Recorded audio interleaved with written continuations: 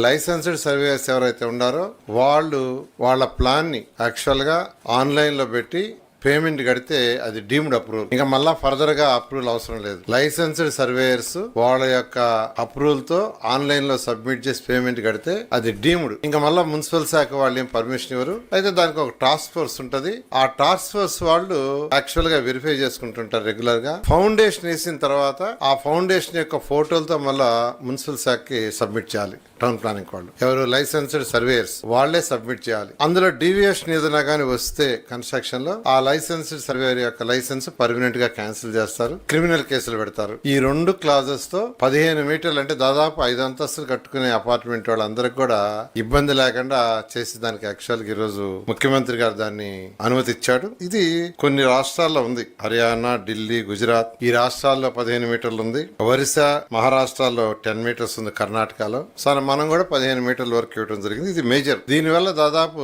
95% of the houses కట్టుకునే వాళ్ళకి ఆఫీసుల చుట్టూ తిరగకుండా, మున్సిపల్ ఆఫీస్ చుట్టూ తిరగకుండా వాళ్ళ లైసెన్స్డ్ సర్వేయర్స్ ప్లాన్ ని డిజైన్ చేసి స్టాంప్ వేసి ఆన్లైన్ లో గానీ ఇన్పుట్ చేస్తే దట్ ఈస్ సఫిషియంట్. అలాంటి మేజర్ డెసిషన్ ఒకటి ఈ రోజు తీసుకోవడం జరిగింది.